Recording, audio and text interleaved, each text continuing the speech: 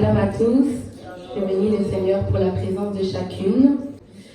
Alors bienvenue à Femme bâtit ta maison, c'est notre premier jour aujourd'hui et j'espère que ce message va toucher à chacune d'entre vous et que ça parlera au cœur. Amen.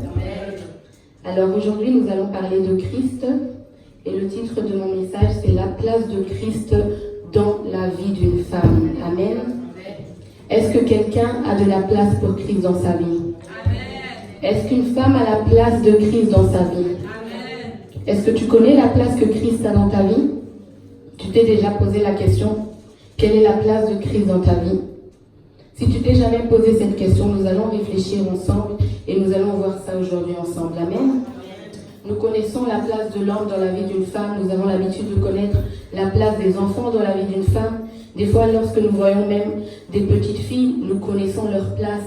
On connaît la place que leurs parents ont dans leur vie. Lorsqu'on voit les limites qu'elles ont, elles ne peuvent pas sortir à n'importe quelle heure. Elles doivent rentrer à une heure précise. Et là, on peut voir que les parents ont la place dans cette fille. Mais est-ce que dans nos vies, on voit que Christ a sa place au travers de ce qu'on fait, au travers de ce qu'on dit? Est-ce que l'on peut voir que Christ a une place dans notre vie? Et nous allons voir ça ensemble. Amen. Alors, avant de commencer mon message, j'aimerais poser deux questions. Et ces deux questions vont nous suivre tout au long du message. Donc on va bien réfléchir ensemble et on va bien voir quelle est la place de Christ dans notre vie. Alors la première question, j'aimerais demander à une sœur aujourd'hui, qui est Christ pour toi? Peut-être on parle et tu te dis, oui, mais c'est qui ce Christ? C'est qui ce Jésus? On dit qu'il doit avoir une place dans ma vie, mais je ne sais même pas ce qu'il est pour moi. Si je vois ta maman, je lui dis, c'est qui elle pour toi? Tu me dis directement, c'est ma maman, parce que tu sais que c'est ta maman.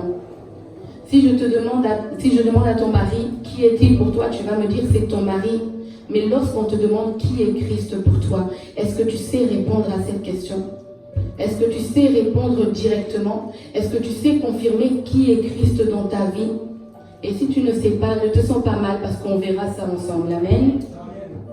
On peut voir que Christ est plusieurs personnes. Pour d'autres, il est un simple prophète. Pour d'autres, on dit c'est le Fils de Dieu. Et d'autres même disent que c'est un personnage inventé qui n'existe pas. Mais sachez que Christ est la même personne pour le monde entier. Et aujourd'hui, nous allons voir qui est-il. Amen. Alors, je vais lire deux versets bibliques. Je vais lire vite Jude 1, 25. Et le deuxième, si vous voulez noter, c'est Osée 13, 4. Je lis la parole au nom de Jésus. Oui, à Dieu seul sage, oui, qui nous a sauvés par Jésus-Christ notre Seigneur, appartiennent gloire, majesté, force et puissance, avant tous les temps, maintenant et pour l'éternité. Et Osée 13, 4 nous dit, moi je suis l'Éternel, ton Dieu, depuis l'Égypte. Tu ne connaîtras pas d'autre Dieu que moi, et il n'y a pas d'autre sauveur que moi. Amen. Dans ces deux versets, on peut voir que Jésus-Christ est notre Seigneur et Sauveur. C'est un Dieu qui sauve, mais avant d'être un Dieu qui sauve, c'est un Dieu. Et aujourd'hui, je te demande, est-ce que Christ est Seigneur dans ta vie? Seigneur, ça veut dire maître. Ça veut dire la première place. Comme on a vu, on peut voir qu'une fille a de la place pour ses parents, en fonction de ce qu'elle fait. On peut voir qu'une femme a de la place pour son mari, en fonction de ses limites. Est-ce que Christ est le premier avant toutes ces personnes qui te sont chères dans ta vie, toutes ces personnes pour qui on peut dire que tu vis? Est-ce que Christ est Seigneur? Et la deuxième personne que Christ doit être dans ta vie, c'est Sauveur. J'ai beaucoup remarqué que Christ est le Sauveur de tout le monde. Tout le monde appelle à Christ quand ça ne va pas. On peut voir des mamans qui prient Jésus quand les enfants sont malades. Après, les enfants sont guéris. Oh, merci, Jésus a guéri mes enfants. On peut voir des femmes qui font appel à Dieu lorsque ça ne va pas. Oh Seigneur Jésus, j'ai besoin de toi. Mais est-ce qu'il est leur Seigneur? Beaucoup veulent faire de lui seulement sauveur, mais pas Seigneur. Il faut que tu saches une chose aujourd'hui, ma sœur. Christ sauve seulement ceux qui font de lui son Seigneur. Amen. Est-ce que quelqu'un a compris? Tu peux le prier, mais s'il n'est pas ton Seigneur, il ne peut pas te sauver. Peut-être pour les choses terrestres par rapport à sa grâce, mais il ne peut pas te sauver de la mort. Voilà pourquoi j'appelle vraiment une fille aujourd'hui à faire de Christ son Seigneur et son Sauveur. Amen. Et la deuxième question, à vous le message, j'aimerais demander à une personne, qui es-tu toi pour Christ? Est-ce que tu t'es déjà posé cette question aussi? C'est vrai, on nous dit Jésus, c'est notre Dieu. Mais est-ce que tu t'es déjà demandé maintenant, moi, je suis quoi pour lui? D'autres peut-être se disent, est-ce que Christ a besoin que je sois quelqu'un pour lui? Est-ce que Christ a une place pour moi? Sache que Christ a une place pour toi dans son cœur. Et sache que tu es une personne bien précise pour lui. Il n'est pas descendu pour rien. Voilà pourquoi nous allons voir ensemble qui nous sommes pour Christ. Et j'aimerais que même pendant que je parle, tu réfléchis déjà et tu essaies de voir qui est-il, qu'est-ce que je suis pour lui, pardon. Essaie de voir en toi-même. Est-ce que je me suis déjà demandé maintenant, moi, je suis qui pour Dieu? Est-ce que je me suis déjà demandé, oui, je le prie, oui, des fois je le pleure, mais est-ce que moi, je me suis déjà demandé quelle place j'ai dans ton cœur? Et si ce n'est pas le cas, tu peux le demander aujourd'hui et il va te répondre dans le nom puissant de Jésus-Christ. Alors j'aimerais dire à une femme que toi, tu es son épouse. Si tu as fait de Christ ton Seigneur et ton Sauveur, tu es son épouse. Sache que tu es l'épouse de Christ.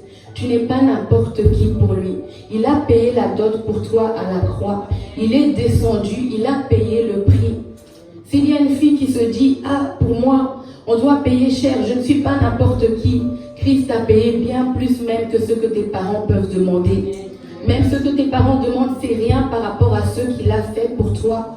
Il t'a honoré à la croix. Il n'a pas eu honte des hommes. Il n'a pas eu honte de ton passé. Il n'a pas eu honte de ta famille. Il est descendu pour toi à la croix. Amen. Est-ce qu'il y a une fille qui est consciente de ça? Est-ce qu'il y a une épouse de Christ dans ce lieu? Est-ce qu'il y a des épouses de Christ dans ce lieu? Amen. Et si tu ne l'es pas encore, j'aimerais vraiment t'encourager à chercher à être l'épouse de Christ avant d'être l'épouse d'un homme ici sur terre. Amen. On verra ensemble les avantages. Donc on va rentrer dans le message maintenant. Et on va lire 3 versets bibliques. C'est ces 3 versets qui vont nous accompagner tout au long du message. Donc vraiment note bien et garde bien ces versets. Je sens que ces versets vont bouleverser la vie de beaucoup de femmes aujourd'hui. Alors le premier verset, c'est 1 Pierre 1, verset 15. Donc 1 Pierre 1, verset 15. Je vais lire. Au contraire, puisque celui qui vous a appelé est saint, vous aussi soyez saints dans toute votre conduite. Amen. Le deuxième verset, on va dans Matthieu 22, verset 14. Matthieu 22, verset 14. En effet, beaucoup sont invités, mais peu sont choisis. Beaucoup sont invités, mais peu sont choisis. Ça va? Gardez bien cette phrase, peu sont choisis. Et le troisième verset, Apocalypse 19, 7 à 8. Apocalypse 19, 7 à 8. Réjouissons-nous, soyons dans la joie et rendons-lui gloire, car voici venu le moment des noces de l'agneau et son épouse s'est préparée. Oh, que quelqu'un dise son épouse s'est préparée. Et son épouse s'est préparée. Il lui a été donné de s'habiller de fin lin, éclatant pur. En effet, le fin lin, ce sont les œuvres justes et saintes. Amen, amen, amen, amen. Alors, est-ce qu'il y a des épouses de Christ? Est-ce qu'il y a des épouses de Christ dans ce lieu? Son épouse s'est préparée. Aujourd'hui, on va parler de mariage. Pourquoi? Parce que je vais parler des choses terrestres afin que vous compreniez les choses célestes. Si on ne comprend pas les choses de cette terre, on ne peut pas comprendre les choses célestes. Si tu ne peux pas voir les choses terrestres, tu ne peux pas voir les choses spirituelles. Si tu ne peux pas toucher les choses terrestres, tu ne peux pas toucher les choses spirituelles. Alors nous allons parler terre à terre. Et on va parler de mariage. Et je vais parler à 3 femmes aujourd'hui. Nous avons vu que nous sommes l'épouse de Christ. La Bible dit à la fin des temps, son épouse s'est préparée. Et là, j'aimerais vraiment mettre un détail. Tu es l'épouse, la fiancée. Tu n'es pas la mariée. Tu n'es pas encore mariée à Christ. Pourquoi? Parce qu'en Christ, il n'y a pas de divorce. J'ai dit en Christ, il n'y a pas de divorce. Lorsque tu es infidèle à Christ, il n'y a pas ça lorsque tu es marié avec lui. Il ne peut pas divorcer. Lorsqu'il se marie avec toi, c'est trop tard. C'est pour l'éternité. Et pendant que tu vis sur terre, tu es sa fiancée. Est-ce que tu te prépares au mariage? La Bible dit, son épouse s'est préparée. Est-ce que tu te prépares? On dit souvent, Jésus revient. Oui, Jésus revient. Est-ce que tu as ta robe de mariée? Jésus revient à les noces de l'agneau. Le mariage arrive. Le mariage est programmé. Est-ce que tu as ta robe? Est-ce que tu es prête? Cette robe qui doit être blanche, pure, de fin lin. C'est lin qui représente tes œuvres bonnes et saintes. J'aimerais parler à 3 catégories de femmes. La première femme, c'est celle qui a déjà sa robe. Si tu es son épouse et que tu as déjà ta robe, vous savez, imaginons un peu un mariage. Pour celles qui se sont déjà mariées et celles qui vont vers le mariage, vous savez, la robe, c'est la pièce maîtresse du mariage. Dès que tu penses au mariage, tu penses à ta robe. Tu ne penses même pas d'abord à la fête, à l'endroit, tu vois ta robe. Même les petites filles, je me rappelle à 5 ans même, tu t'imagines déjà dans ta robe de princesse. Donc tu penses déjà à ça. Et dès qu'on trouve sa robe, peu importe les difficultés qu'on a dans le mariage, on est rassuré parce qu'on a notre robe. Et à toi qui as trouvé cette robe, à toi, épouse de Christ, qui a ta robe. Lorsqu'une femme trouve sa robe, ce qu'elle fait après, elle la ferme bien et elle la met dans un endroit. Le jour même où elle la prend, elle ne veut même pas que ça se plie dans la voiture parce qu'elle veut que cette robe reste parfaite. Elle veut que ça reste bien neuf. Alors elle la cache dans un endroit pour le mettre le jour du mariage. Ça, c'est dans le monde. Mais maintenant, pour comprendre les choses célestes, toi, ta robe, tu ne la mets pas dans un endroit, tu l'as déjà sur toi. Ta robe, tu la portes déjà. Le mariage avec Christ arrive, mais tu as déjà ta robe. Chaque jour, tu l'as. Alors, si une personne cache sa robe et la met dans un endroit pour se dire « Oh, j'apporterai le jour du mariage », ça, c'est les épouses qui vivent comme elles veulent et dès qu'elles sont dans leur chair, elles écoutent un témoignage qui fait peur. « Oh, Jésus revient bientôt. Allez, je retourne vite, je prends ma robe parce qu'il revient. » Ce n'est pas comme ça. Il a dit qu'on ne connaît ni le jour ni l'heure. C'est-à-dire que tu vas te marier, tu ne connais pas le jour. Ainsi, chaque jour, tu dois être prête. Et tu dois avoir cette robe sur toi. Alors à toi qui as déjà cette robe, est-ce que tu es consciente que tu la portes sur toi? Lorsque tu marches, est-ce que tu es consciente que tu la portes sur toi? Et ce que j'aime encore chez une mariée, le jour de son mariage, elle ne fait pas n'importe quoi avec sa robe. Dès qu'elle a sa robe, c'est fini. On ne peut plus la maquiller parce qu'elle ne veut pas tacher sa robe. N'importe qui ne peut pas marcher à côté d'elle. Elle ne peut pas s'asseoir à côté de n'importe qui. Même si une personne a un gâteau ou une tarte ou quoi et vient la parler, elle va prendre ses précautions parce qu'elle a déjà sa robe sur elle. Et toi qui as déjà ta robe, est-ce que tu fais attention à toutes ces choses? Est-ce qu'une mariée avec une robe, elle voit une flaque d'eau, elle voit de la boue, elle va marcher sur cette boue avec sa robe ou elle va contourner le chemin? Et toi, épouse de Christ qui a ta robe, est-ce que tu es consciente? Ou tu marches n'importe où? N'importe qui peut te prendre et t'amener dans la saleté. N'importe qui peut te prendre et salir ta robe. N'importe qui peut venir toucher ta robe, jouer avec cette robe. Ça représente les épouses qui ne sont pas conscientes des choses célestes. Donc elles vont accepter Jésus et elles marchent comme ça. Elles traînent avec n'importe qui. Les oreilles sont souillées par n'importe quoi. Les oreilles, la bouche est abîmée. Pourquoi? Tu ne tiens pas compte des gens qui sont autour de toi. Tu ne tiens pas compte de ton chemin, de ta marche. On peut t'amener n'importe où avec ta robe parce que tu n'es pas consciente. Tu n'es pas consciente. J'aimerais parler à une épouse aujourd'hui. Es-tu conscient de cela? Es-tu consciente que tu ne sais pas le jour de ton mariage, mais que tu dois être prête chaque jour? Est-ce qu'une mariée a le temps de vivre dans le péché? Est-ce qu'une mariée a le temps qu'on l'appelle? Viens, on va faire ça. Viens, on va faire ci. Non, je n'ai pas le temps. Je dois avancer, je me marie. Maintenant, si tu veux m'aider pour mon mariage, tu veux me parler pour mon mariage, viens m'aider. Une mariée ne se trouve pas n'importe où. La mariée, elle est dans le chemin. On peut même la reconnaître en fonction de la voiture dont elle se trouve. Elle ne se met pas dans n'importe quelle voiture parce qu'elle fonce vers son mariage. Alors à toi, ma sœur, qui a cette robe, Toi qui as trouvé ta robe, tu as trouvé Christ, tu l'as accepté comme Seigneur et Sauveur. Toi qui ne te rends pas compte, ouvre les yeux aujourd'hui. Que tu te vois avec cette robe blanche, que tu vois que tu la portes sur toi. Et maintenant, j'aimerais aussi ajouter 2 détails. Lorsqu'on voit la mariée, il y a toujours 1 ou 2 personnes derrière elle, n'est-ce pas? Ces personnes font quoi? Elles tiennent sa robe. Parce que la mariée, elle toute seule, elle ne peut pas. Et souvent, il y a des personnes qui veulent se marier seules. Donc la vie chrétienne, c'est dur pour toi. Tu ne comprends pas pourquoi ça ne va pas. Tu ne comprends pas pourquoi tu n'avances pas. Mais laisse-moi te dire aujourd'hui que les 2 personnes qui tiennent ta robe, ce sont le Saint-Esprit et la parole de Dieu. Et si tu ne veux pas ces 2 personnes, tu n'arriveras pas. Ces personnes-là s'occupent de tout ce qui se passe derrière. Toi, tu vois la flaque d'eau, tu essaies de la contourner. Eux aussi, ils t'aident. Ainsi, tu n'as pas besoin toujours de regarder ce qui se passe derrière, parce qu'ils sont là. Qui pourra venir te salir derrière? Qui pourra venir essayer de couper ta robe? Le Saint-Esprit et la parole sont là. Voilà pourquoi marcher selon l'Esprit.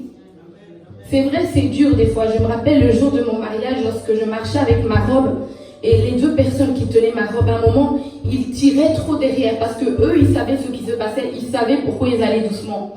Et moi, je voulais avancer vite. Alors ça m'embêtait, je tirais ma tête, je voulais les engueuler, mais je ne pouvais pas. Je ne pouvais pas, pourquoi? Si j'ai dit de partir, comment je vais faire? Voilà pourquoi ne te fâche pas. Lorsqu'un verset biblique te parle, c'est dur de l'appliquer, mais c'est bon pour ta marche. Tu as l'impression peut-être que ton foulard va partir, tu as l'impression que tu avances doucement, ne t'inquiète pas, tu es en route. Ils sont là pour toi. Ils ne sont pas là pour te salir. Ils te protègent, ils te gardent. Voilà pourquoi ne te fâche jamais contre la parole de Dieu et contre le Saint-Esprit. Amen. Amen. L'autre détail, qu'est-ce qu'on voit?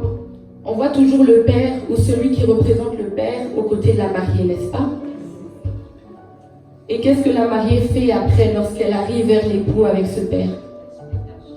Elle se détache du père. Amen. Le père représente le monde. Tu marches, ma sœur. Tu marches vers l'époux. Tu vas te marier. Mais sache qu'un jour, tu vas quitter le monde. Alors toi qui es consciente que tu as cette robe, ne marche pas en t'attachant au monde. Je me rappelle moi-même comment je commençais déjà à m'habituer à quitter mon père, à quitter ses habitudes. Ce n'est pas au père de te dicter quoi que ce soit quand tu sais que tu vas te marier. Il est là, ce n'est pas aux choses du monde de te dire, de te distraire, non. Voilà pourquoi j'aimerais dire à une épouse qui a sa robe, qui est consciente de sa robe. Ton père représente le monde. Et quand tu marches, tu dois être conscient que ce monde, tu vas le quitter. Ce monde, tu vas le quitter. Ce monde ne sera pas là éternellement. Alors ne te bats pas pour les choses du monde. Ne pleure pas pour les choses du monde. Ne déprime pas pour les choses du monde. Parce qu'un jour, ces choses-là partiront. Ces choses-là ne seront plus de ta vie. Tu ne te maries pas avec le monde. Tu te maries avec Christ. Voilà pourquoi garde les yeux fixés vers Christ. Ne t'attache pas au monde. Même si tu as des problèmes d'argent financièrement, même si tu as des problèmes avec les gens autour de toi, ne t'attache pas à ces choses. Sois consciente qu'un jour tu les quitteras. Sois consciente qu'un jour ces choses disparaîtront de ta vie. Parce que toi, ton but, c'est d'aller vers Christ. Amen. Est-ce qu'une mariée qui a sa robe a compris? Est-ce qu'une mariée qui a sa robe a compris? Est-ce que maintenant tu vas faire attention à ça? Est-ce que maintenant tu ne vas plus négliger la parole et le Saint-Esprit? Amen, amen, amen. Maintenant, j'aimerais parler à la deuxième femme. La deuxième femme, c'est celle qui n'a pas trouvé sa robe. Donc tu te maries, mais tu n'as pas trouvé ta robe. C'est triste vraiment. Je me rappelle quand je ne trouvais pas ma robe, je pouvais même pleurer. Quand je n'avais pas la robe idéale, je n'étais pas heureuse. Cette deuxième femme ressemble à une femme qui est triste, qui déprime, qui ne trouve pas sa joie en fait. Peut-être c'est que tu n'as pas ta robe. Il y a beaucoup d'astuces pour la trouver. On va parler aujourd'hui, je vais te donner des petites astuces et tu la retrouveras au nom de Jésus. Amen. Tu peux demander aux femmes qui ont déjà leur robe, elles peuvent te renseigner. Sache que cette robe, tu ne la trouveras pas dans n'importe quel magasin. Certains magasins ne veulent même pas en fait vendre cette robe. Ils ne veulent pas la mettre dans leur vitrine. Pourquoi? Le problème avec cette robe, c'est qu'elle est tellement belle. Donc, il n'y a pas d'autre robe comme ça. Elle est vraiment très belle, éclatante. Elle vaut même plus que des millions. Il faut même ajouter un nouveau chiffre pour la mettre en vente. Et ces magasins qui ne veulent pas la mettre en vente, c'est toutes ces personnes, en fait, qui ne veulent pas la mettre en vente. Pourquoi? Parce que cette robe, elle est gratuite. Donc, comme j'ai dit, elle est belle, éclatante, mais elle est gratuite. Donc, si toi, tu la vois à la vitrine, tu vas rentrer, tu vas dire, j'ai vu votre robe, je la veux. Ils sont obligés de te donner. Et ces gens-là ne veulent pas la donner gratuitement. Et alors, tu ne la trouveras pas chez ces gens-là. Pourquoi?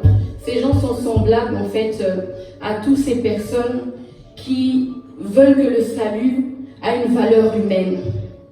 Des fois, tu parles à une personne de Dieu, tu dis, oh oui, tel a donné sa vie à Dieu, la personne ne veut pas croire. Non, cette personne, elle est tellement mauvaise, elle ne peut pas prier. Et quand tu écoutes des choses comme ça, amen, ah voilà, c'est mieux.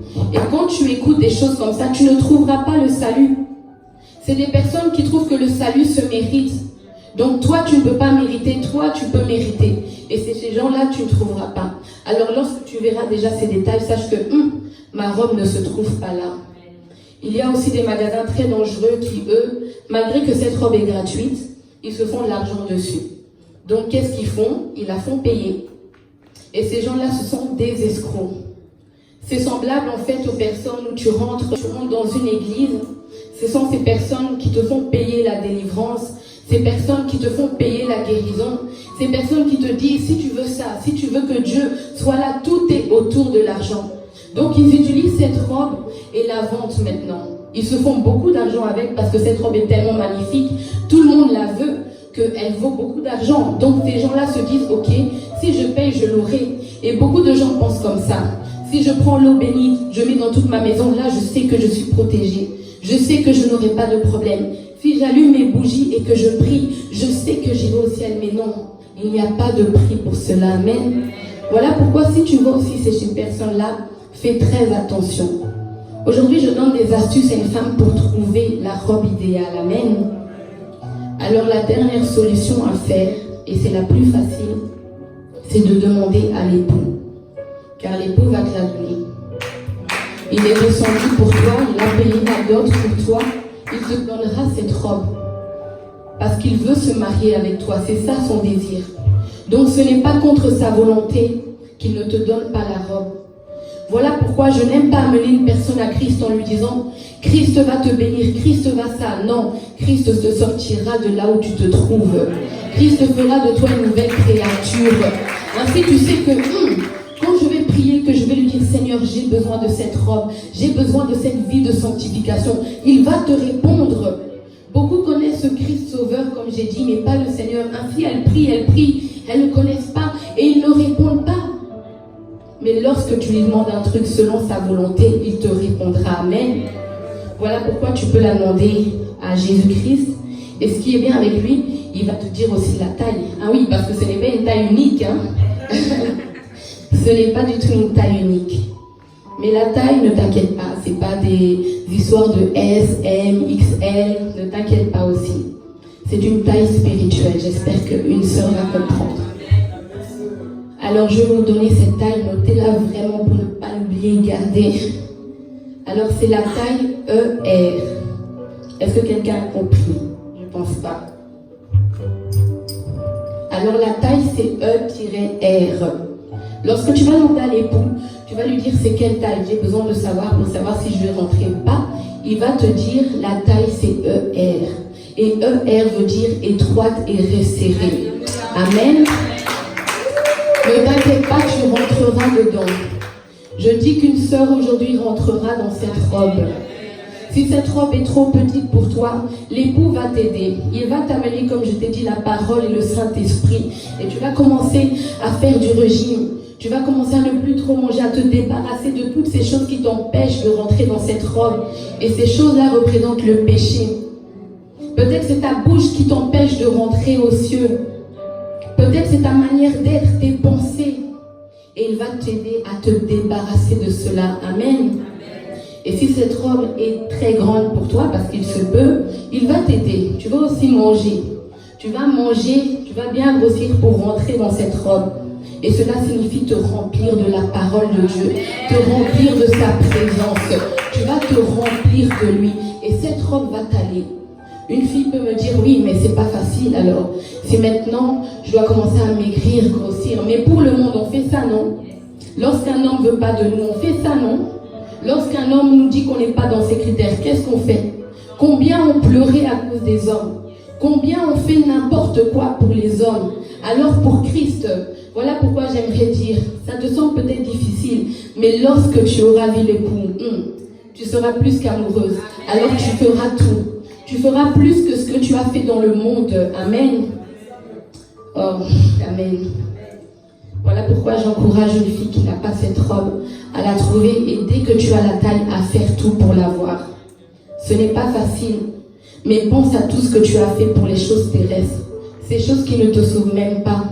Toutes les fois où tu étais triste à cause d'un homme, toutes les fois où tu as pleuré, où tu as même voulu te suicider à cause d'un homme. À cause d'un homme qui t'a peut-être insulté, qui t'a dit tu es trop grosse, tu es trop mince, tu n'es pas belle. Mais sache, l'homme a des critères pour t'épouser, mais Christ c'est toi son critère. Christ, tu es son critère. Il ne te dira pas tu es blanche, tu es noire, tu es son critère. Voilà pourquoi il a payé la dot, car tu es son critère. Ne néglige jamais ton époux. Amen. Et maintenant j'aimerais parler à la troisième femme. Alors la troisième femme, c'est celle qui a trouvé sa robe et qui, avec le temps, a taché sa robe. Donc tu avais ta robe et tu marchais dans la boue. Tu avais ta robe, tu allais n'importe où. Tu rentrais dans ta voiture et n'importe qui te salissait avec cette robe. Les gens mangeaient autour de toi. Tu mangeais, tu calculais pas aussi. Les gens venaient te serrer dans le bras, te tacher avec leur maquillage. Je parle à cette femme-là. Toi qui as ta robe, et toi qui as sali cette robe-là, aujourd'hui j'ai une solution pour toi. Tu te dis peut-être c'est trop tard. Les autres auront leur robe, d'autres l'ont déjà, elle est toute blanche, elles font attention. Moi je n'ai pas fait attention. Maintenant ma robe est sale. Maintenant je ne peux plus rien faire avec cette robe. Sache qu'il y a une solution. Dis avec moi, il y a une solution.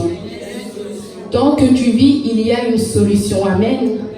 Et là aussi, j'aimerais te dire de faire attention à deux catégories de personnes. Il y aura ces personnes qui te diront, donne-nous ta robe, on va te la laver, on va te la rendre. Ces personnes sont semblables à ces gens qui ont des trucs cachés. Ils te disent, pour être sanctifié, il y a des secrets. Tu dois te réveiller à telle heure, tu dois faire telle chose. Toujours des trucs mystiques comme ça. Tu as peut-être connu ces choses-là. Mais ne te trompe pas, dis-toi que ça c'est faux. Il y a ces personnes aussi qui te diront, nous on a le produit pour laver ta robe. Mais sache déjà aujourd'hui que cette robe ne se lave pas avec un produit. Amen. Donc là tu sais que là je rentre pas.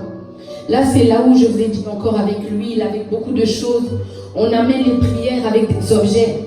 On t'appelle à croire à plus des objets, à croire à tes mots, que tes mots peuvent te sauver et à oublier ta foi, à oublier cette relation intime.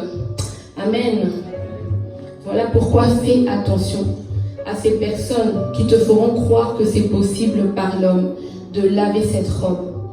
Mais sache qu'il n'y a qu'une seule personne qui peut la laver et c'est Jésus-Christ. Seul le marié peut laver cette robe-là. Donc tu ne vas pas aller au lavoir, tu ne vas pas aller là où on te dit viens on va la laver. Tu ne vas pas aller où on te dit utilise ces produits-là. Non, tu vas aller vers Jésus-Christ. Amen. Tu vas lui parler, tu vas te repentir, tu vas dire Seigneur, oui je n'ai pas fait attention à ma marche. Je marchais n'importe où, je ne me rendais pas compte de la vie que je menais, mais j'ai besoin de toi Seigneur.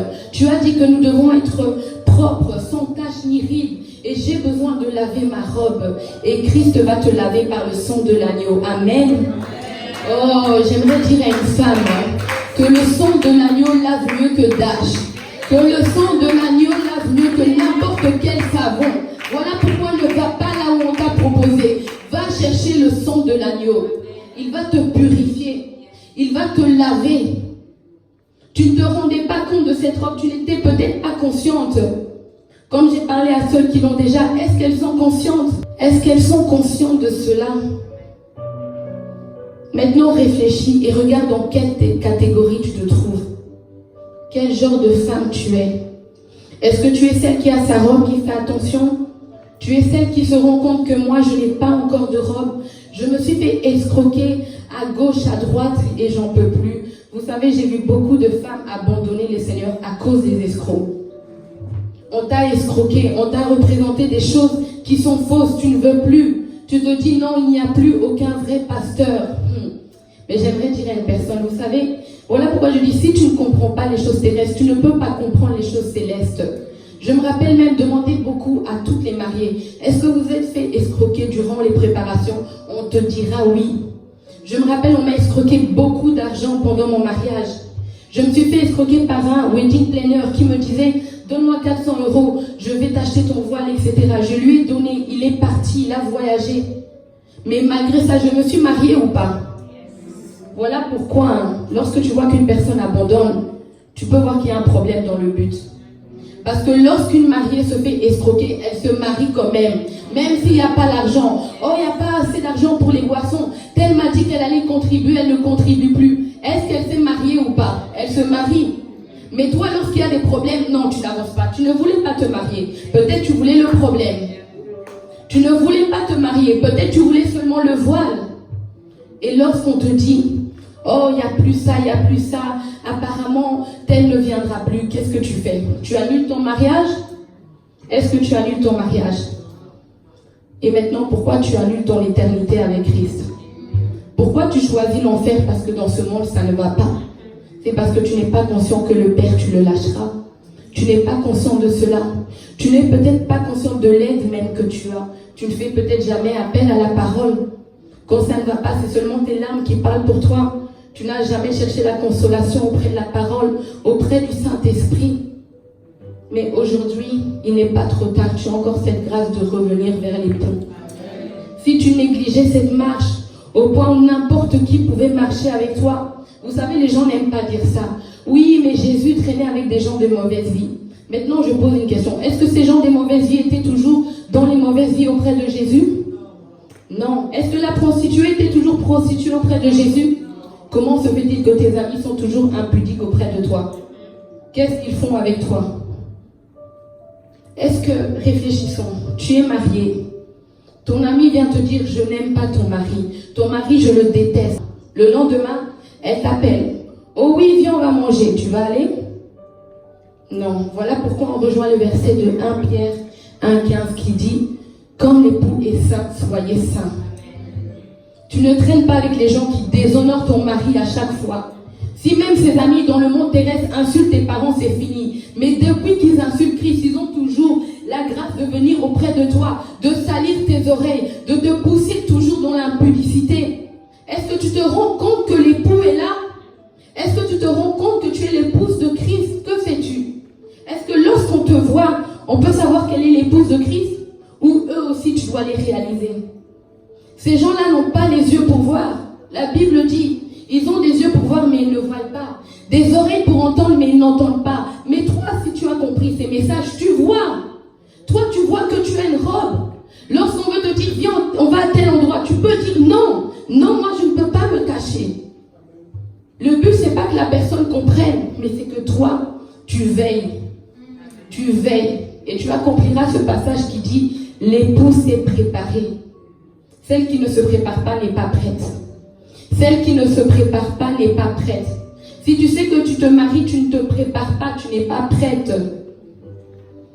Et j'aimerais dire maintenant, est-ce que tu as invité des gens à ton mariage? Qui se marie et n'invite personne? Qui se marie et ne fait pas une liste d'invitations? Laisse-moi te dire que les invitations représentent l'évangélisation. Toi, tu sais que tu pars à ton mariage. Chaque jour, tu sais que tu te maries, mais personne ne le sait. Tu n'en parles pas. Quelle est cette mariée qui a honte de son mariage? Personne. Est-ce que tu marches, on va dire apparemment tu vas te marier, tu vas t'énerver, qui a dit que je vais me marier? Est-ce que tu t'énerves quand on dit qui a dit que j'irai au ciel? Maintenant, est-ce que tu as même déjà prévu des invitations? Est-ce que tu pries pour les gens de ton quartier? Toi qui les disais toujours bonjour quand tu étais dans le monde. Toi qui les souriais toujours, avec qui vous vous croisez en boîte de nuit maintenant. Est-ce que tu pries pour ces gens? Est-ce que tu comptes les inviter? Est-ce que tu leur parles de ton mari? Non, on ne le fait pas. Souvent même quand on le fait et qu'on voit, oh non, cette personne ne change pas, on commence à se démoraliser. Laisse-moi te dire, toi tu invites, mais c'est l'époux qui choisit. Toi tu invites, mais c'est l'époux qui choisit. L'époux ne t'a pas dit, choisis qui va rentrer avec toi. Il t'a dit, invite, mais moi je choisis. Voilà pourquoi dans un mariage, c'est la femme qui prépare. L'époux ne fait rien. Je me rappelle même moi, c'est moi qui choisissais la décoration, le thème. L'époux, tout ce qu'il a à faire, c'est d'être prêt et d'avoir déjà la maison, parce que c'est lui qui amènera la femme. Et Jésus-Christ a dit, je m'en vais te préparer un lieu. Il est déjà là. Il est en train de te préparer l'endroit où vous allez vivre. Et toi, maintenant, tu dois inviter ces gens. Ne te préoccupe pas, mais oui, mais est-ce qu'ils sont repentis ou pas? Est-ce qu'ils seront convertis ou pas? C'est l'époux qui choisit. Pour te dire que lorsque tu fais quelque chose, le Saint-Esprit agira après. Tu ne dois pas te faire des soucis pour ça. Si les gens annulent, ils annulent. Et ce dernier jour, tu verras qui sont réellement les choisis de l'époux. Amen. Amen. Est-ce qu'une femme a compris ce message? Est-ce qu'une fiancée a compris ce message? Est-ce qu'une personne aujourd'hui veut se marier à Jésus-Christ? Amen. On va terminer avec un passage biblique. C'est dans Apocalypse 7:13. C'est un verset biblique qui m'a beaucoup encouragée dans ma vie. Lorsque je me suis rendu compte que j'étais l'épouse de Christ, lorsque je me suis rendu compte que je n'étais pas n'importe quelle femme, tu as peut-être essayé comme cette femme qui avait cet homme, mais sache que Jésus-Christ est le meilleur. Amen. Sache que maintenant tu as trouvé l'époux. Et en trouvant l'époux, tu pourras trouver l'époux sur terre. Voilà pourquoi je dis à une femme, vaut mieux être l'épouse de Christ avant d'être l'époux d'un homme. Parce que Christ n'a pas eu de critères pour t'avoir, mais il va maintenant te dire quels sont les critères pour l'homme qui doit t'avoir. Lui, il sait quel est l'homme qui va garder cette valeur avec toi. Et ces personnes qui n'ont pas Christ pour épouse, c'est ainsi tu te mets avec n'importe qui. On te fait mal de gauche à droite. On abîme ta réputation. À chaque fois, tu pleures pour rien. Mais c'est parce que tu n'as pas Christ comme époux. Lorsque tu as Christ comme époux, tu dois savoir que je suis d'abord marié à Christ. Donc l'homme que je vais choisir sur cette terre doit être semblable à Christ. Amen. Voilà pourquoi tu dis, Marie, aimez vos femmes comme moi j'ai aimé l'Église. Si ton mari ne t'aime pas comme Christ, si l'homme que tu as pris sur cette terre ne t'aime pas comme Christ, reste avec Christ, ma soeur. Ne néglige pas Christ pour un homme sur cette terre. Amen. Amen. Donc on va lire Apocalypse 7:13. L'un des anciens prit la parole et me dit, ceux qui sont habillés d'une robe blanche, qui sont-ils et d'où sont-ils venus? Je lui répondis, mon Seigneur, tu le sais. Il me dit alors, ce sont ceux qui viennent de la grande tribulation. Ils ont lavé leur robe. Dis avec moi, ils ont lavé leur robe. Oh, quelqu'un va laver cette robe aujourd'hui. Ils ont lavé leur robe. Ils l'ont blanchie dans le sang de l'agneau. Dis avec moi, le sang de l'agneau est bien plus que Dash. Amen. Vous connaissez les pubs Dash, non? C'est plus blanc que je ne sais quoi, non? Le sang de l'agneau est bien plus que Dash. Amen. C'est rouge, mais il va te rendre blanche, mais pure. Ainsi tu seras propre. Amen. On va continuer la lecture. C'est pourquoi ils se tiennent devant le trône de Dieu et le servent jour et nuit dans son temple. Celui qui est assis sur le trône les abritera sous sa tente. Ils n'auront plus faim. Ils n'auront plus soif. Le soleil ne les frappera plus, ni aucune chaleur brûlante. Amen. En effet, l'agneau qui est au milieu du trône prendra soin d'eux et les conduira aux sources des eaux de la vie. Et Dieu essuiera toutes les larmes de leurs yeux. Amen. Sur terre, tu ne trouveras jamais un homme qui essuiera les larmes de tes yeux. Sur terre, tu ne trouveras jamais un homme qui fera en sorte que tes souffrances soient finies. Mais la Bible nous dit qu'ils n'auront plus soif, ils n'auront plus faim. Pourquoi? L'endroit que l'époux là t'a choisi est bien mieux qu'une villa ici sur terre. L'endroit que l'époux t'a choisi est bien mieux qu'un appartement ici sur terre. Voilà pourquoi, ma soeur, sois consciente que ce monde, tu vas le quitter. Attache-toi à ton époux qui est Christ. Amen, amen. Prie. Prie et dis, Seigneur, je veux t'accepter comme mon Seigneur et Sauveur. Je crois que tu es descendu sur cette terre pour moi. Voilà pourquoi fais appel à Jésus-Christ. Fais appel à ce Dieu et dis-le maintenant, je t'accepte comme mon Seigneur et Sauveur. Maintenant, je te dis oui, car maintenant tu es mon Dieu. Je veux faire de toi mon Dieu. Je désire être ton épouse. Je désire être prête pour toi. Voilà pourquoi si tu n'as pas accepté encore le Seigneur dans ta vie, accepte-le. Accepte-le. Accepte-le dans ton cœur, ma sœur. Accepte-le, reçois-le. Refuse toutes ces choses qui t'empêchent de l'accepter. Refuse toutes ces choses qui t'empêchent de le dire oui. Non, là, il n'y a pas un père pour te dire je n'aime pas cet homme. Il n'y a pas une mère pour te dire je n'aime pas cet homme. Mais toi, accepte. Il a payé le prix même avant qu'on lui demande. Il a vu de la valeur en toi. Il n'a pas eu besoin que tes parents te disent tu sais c'est qui ma fille, tu sais ce qu'elle a fait ma fille dans sa vie, tu connais ses diplômes. Il a bien fait plus que ça. Il n'a pas mesuré tes diplômes, il n'a pas mesuré tes faits et gestes, il a mesuré la personne que tu es, parce que tu es son critère. Voilà pourquoi ma soeur, n'aie pas peur. N'aie pas peur de lui dire je t'accepte comme mon Seigneur et Sauveur. N'aie pas peur de lui dire Seigneur Jésus, je te reçois dans ma vie. Voilà pourquoi j'appelle une sœur à recevoir le Seigneur dans sa vie, à le recevoir dans sa vie. Reçois-le, dis-le, viens dans ma vie Jésus-Christ. Pardonne-moi pour ce temps d'ignorance. Pardonne-moi pour toutes les fois où j'ai ignoré ce que tu as fait pour moi, où j'ai méprisé toutes les choses que tu as fait pour moi. Oh, que Jésus-Christ touche le cœur d'une sœur.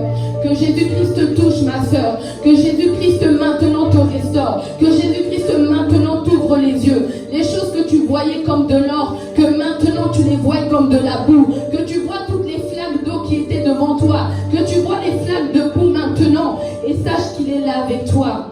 Amen, amen. Je parle à celle qui a sa robe, mais qui l'a tachée. Oui, tu es chrétienne depuis longtemps. Tu as accepté Jésus-Christ depuis longtemps. Mais tu n'as pas fait attention à ta marche. Tu ne faisais pas attention à tes paroles. Tu ne faisais pas attention à ce que tu écoutais. Tu ne faisais pas attention à ta manière de marcher. Mais Jésus-Christ aujourd'hui te dit qu'il a encore temps. Jésus-Christ aujourd'hui te dit qu'il peut te pardonner. Il te dit que ta robe, tu peux encore laver. Il y avait ces épouses qui marchaient vers leur mariage. Elles ne voyaient pas encore l'endroit. Elles ne voyaient pas, elles n'étaient pas conscientes de leur robe. Mais le Père les a déjà quittées. Elles ne se sont pas mariées. Aujourd'hui, elles sont au séjour des morts. Mais toi, le Père te tient encore la main. Tu es encore dans ce monde. Tu vis encore. Tu as encore le souffle de vie. Alors aujourd'hui, demande pardon à Dieu. Répands-toi pour tes péchés. Répands-toi pour tes iniquités. Montre-lui tout. Même les tâches que tu n'arrives pas à le montrer. Même les tâches où tu as pu tâcher derrière ta robe. Tu as honte de ce péché. Parle à Jésus-Christ parce qu'il va te pardonner. Tu as honte de ses pensées. Les tâches qui sont cachées bien en dessous. Parle-le. Parle-le et demande le pardon. Oh Seigneur Jésus, que tu puisses pardonner une sœur dans ce lieu, mon Dieu, mon roi. Seigneur, toi, tu connais les cœurs, Seigneur. Tu vois les cœurs, tu vois les regrets, Seigneur Jésus. Voilà pourquoi je prie que ta main puisse toucher la vie d'une femme maintenant. Que ta main puisse laver la robe d'une femme maintenant. Oh oui, Saint-Esprit de Dieu. Que le sang de l'agneau puisse purifier une personne maintenant. Que tu puisses purifier les bouches, le cœur, Seigneur Jésus. Que tu puisses purifier, Seigneur Jésus, toutes choses dans la vie d'une personne maintenant, mon Dieu, mon roi. Touche le cœur d'une personne, Seigneur Jésus. Pardonne une personne, mon Dieu, mon roi. Oh, merci, Seigneur Jésus. Je parle à toi qui as ta robe et qui veut persévérer. Tu sais, le secret pour persévérer, c'est seulement d'être consciente. La seule chose qui a pu me tenir en vie pendant toute ma vie chrétienne, c'est parce que je suis consciente. Dès lors que j'ai lu ce verset, le salaire du péché, c'est la mort. Je suis consciente. Et d'ailleurs, je vais te donner un secret. Un jour, un frère m'a dit, je ne sais pas comment faire, je fais que me masturber. Je ne sais pas comment arrêter. Je lui ai dit, c'est parce que tu n'es pas conscient. Dis-toi qu'à chaque fois que tu veux le faire, il y a un homme qui est assis devant toi et il a un fusil pointé sur toi. Et il te dit tout le temps, fais-le, mais lorsque tu le fais, il appuie sur la gâchette. Est-ce que tu le feras? Sois conscient de cela, pas par peur, mais maintenant par crainte. Parce que tu es conscient que dès que tu pèches, la mort entre dans ta vie. Tu es conscient que dès que tu parles mal sur quelqu'un, la gâchette a été faite. Voilà pourquoi ouvre les yeux spirituels maintenant. Lorsque tu rentreras dans ta route, dans ta marche, sois conscient de cette cette image qu'à chaque fois que je pêche, il y a un homme qui est assis, il a un fusil pointé sur moi et dès que j'ouvre une porte, il tire sur le fusil. La Bible ne joue pas quand il dit que le salaire du péché, c'est la mort. Ça peut peut-être faire peur, mais que cela dépose en toi la crainte de Dieu. Amen. Voilà pourquoi tu vas prier afin que Dieu puisse te donner un fruit de persévérance. Tu vas dire, Seigneur, aide-moi à voir réellement. Maintenant que j'ai compris les choses terrestres, Seigneur, je comprends maintenant c'est quoi marcher avec toi. Je comprends, Seigneur Jésus. Je vois les choses, Seigneur, que je ne voyais pas. Parle pour ta vie. Parle et persévère dans cette marche. N'aie pas peur de dire, Seigneur, j'ai besoin de toi. Saint-Esprit de Dieu, j'ai besoin que tu me consoles. J'ai besoin que tu m'aides à tenir cette robe. Tout seul, c'est difficile. N'aie pas peur de demander de l'aide à Dieu. Il est là pour ça. C'est lui qui a prévu le lieu. C'est lui qui a prévu ce mariage. Tu n'as rien dépensé. Il est là pour toi. Voilà pourquoi prie afin que Dieu t'aide à persévérer dans cette marche. Que Dieu t'aide à persévérer, ma sœur. N'aie pas peur, il sera là pour toi. Il a dit, je serai avec vous jusqu'à la fin. Il a dit, je serai avec vous jusqu'à la fin. Oh Seigneur.